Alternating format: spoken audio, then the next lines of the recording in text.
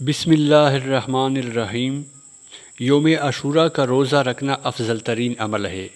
کیونکہ احادیث مبارکہ میں اس کی بہت زیادہ اہمیت بیان کی گئی ہے۔ ویسے تو یوم عاشوراء کے روزے کے حوالے سے بہت سی روایات ملتی ہیں، مگر اختصار کی خاطر چند احادیث درج ذیل ہیں۔ حضرت ابو ہریرہ رضی اللہ تعالی عنہ بیان کرتے ہیں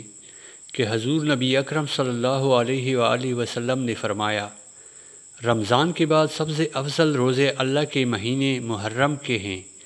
اور فرض نماز کے بعد سب سے افضل نماز تہجد کی نماز ہے۔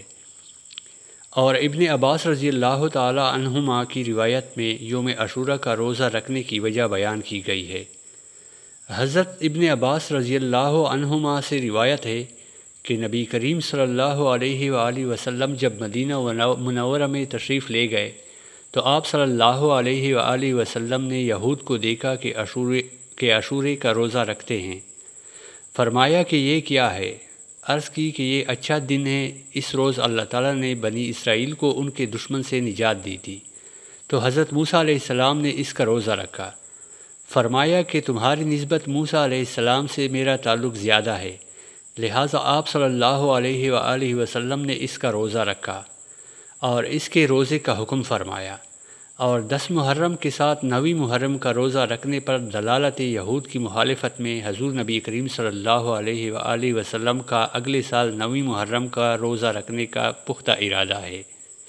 کہ حضرت ابن عباس رضی اللہ عنہما بیان کرتے ہیں کہ جب حضور نبی اکرم صلی اللہ علیہ وآلہ وسلم نے عاشوراء کا روزہ رکھا اور اس روزے کا حکم دیا تو صحابہ نے عرض کیا کہ اس دن کی تو یہود اور نصارہ تعظیم کرتے ہیں۔ حضور نبی اکرم صلی اللہ علیہ وآلہ وسلم نے فرمایا،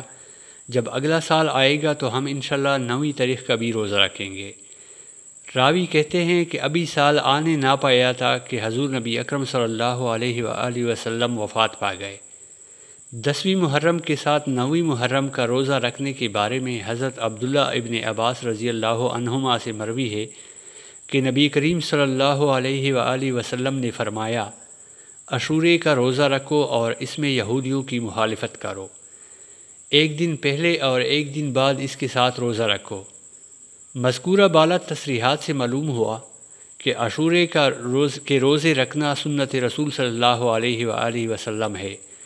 اور یہود کی مخالفت میں 9 اور 10 محرم کے روزے ملا کر رکھنا بھی سنت ہے۔